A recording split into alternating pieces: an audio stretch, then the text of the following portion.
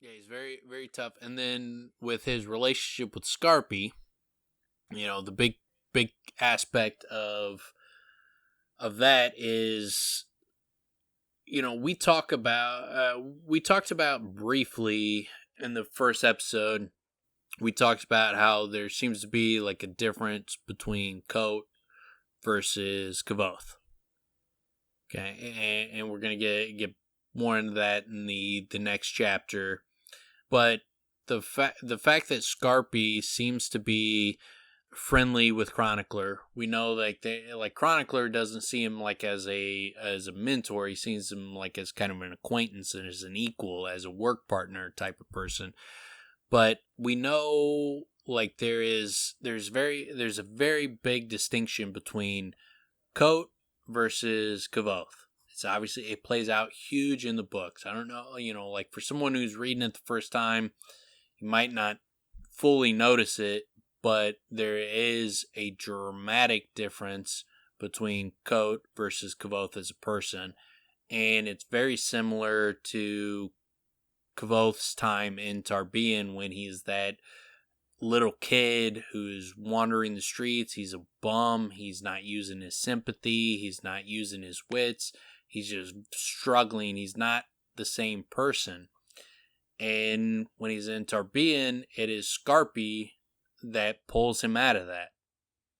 He talks about, like, why didn't I leave Traben? And he was like, he gave a bunch of reasons, but then he ultimately said, I needed someone to wake me up. I needed to meet Scarpy. And Scarpy told him a couple stories. Scarpy says his name when Scarpy doesn't know his name. Kvothe has never given him his name. When Scarpy tells him the second story, Scarpy says Kvothe, even though he's never gotten Kvothe's name from Kvothe.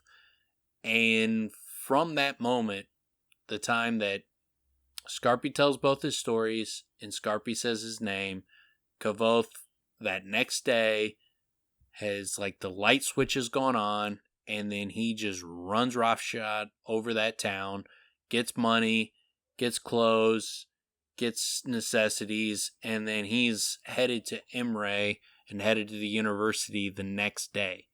So Scarpy is able to kind of wake him up out of this daze that he's in Tarbean. That very much mirrors the Kote versus Kvothe dynamic that we see in the bar in these early chapters, as we see like people kind of looking at him and they see these differences. They see the vibrancy returning and disappearing. Like we see this change in Kote versus Kvothe. Yeah, they say even like his eyes light on fire and his hair turns real red, and there's a whole bunch of things like that. Correct. Yeah, he looks younger, and then he looks older as well. We even saw that in the first chapter, where the lines of his face will come back, and he'll start to look aged again. But they'll get these glimpses of him looking younger. That's interesting. So as you mentioned, Scarpy stories. So Chronicler, is it pulling the story out of Kvothe? Is it making him tell the story that's trying to get him to, wake up again, like Scarpy woke him up in Tarbean? Well, what I think is the fact that it was Scarpy that seemed to wake him up out of Tarbean. There was definitely a dramatic change. Anybody who's going through the books, they can see it's a dramatic change after Kvothe hears those two stories from Scarpy, and then Scarpy says his name. There's a dramatic change. Light switch. He was there for 3 years almost, and the second he meets Scarpy, 2 days later, he's on his way to the university, back to himself. So there's a major shift, and the fact that Chronicler seems to be working with Scarpy, in cahoots with Scarpy, raises a huge red flag for me when I'm reading these books. Is why is Chronicler going after Kvothe? Why is he there? And I think that one of the possibilities could be is that Chronicler is there to wake Kvothe back up from Kote back to Kvothe.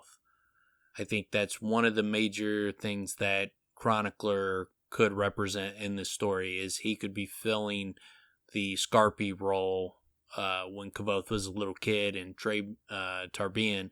Like, he could be filling that role now while Kote is in the bar to wake him up and make him Kvothe again. That makes me curious about who they are, like the Scarpy and Chronicler, what group they're in. You know what I mean? Like Rothfuss clearly has a lot of respect for stories, and I mean there's the layering of stories throughout the book that make up this world. I really like this idea that what Chronicler would be doing, if that's his goal, if that's what his mission is, he would literally, what I'm envisioning is he would be using Kvothe's story to wake Kvothe up. So it'd be Kvothe actually saying it. At least that's what we can assume he could be possibly doing. There could be more to it. You know, there is another book that we haven't read yet. Yeah.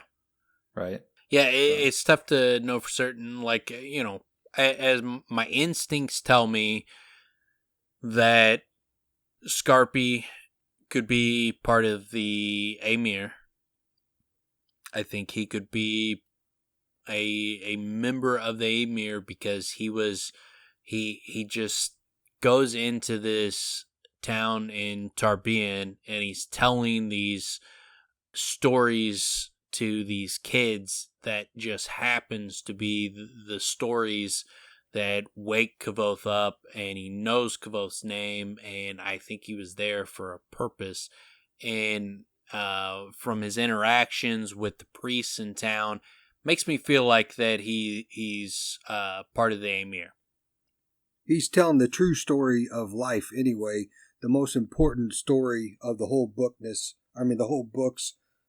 Yeah, he tells a massively important story to the world, and he's telling these little kids. It's not like, I mean, it feels like there is some major reason he's there, and it seems like, considering, like, you know, what happens to Kvothe's parents and all that kind of stuff, that it seems like Scarpy is there for a reason, and that makes me think that he very well could be part of the Amir. And if he's part of the Amir, that makes me think that maybe Chronicler is also part of the Amir, or Chronicler is being used by the Amir and he's unwitting about it, but he's that one of the two. I think Scarpy is probably part of the Amir, and I think that Chronicler is either part of the Amir or being used unwittingly by the Amir. So it brings up an important point that I noticed in this chapter. Since we're talking about this chapter,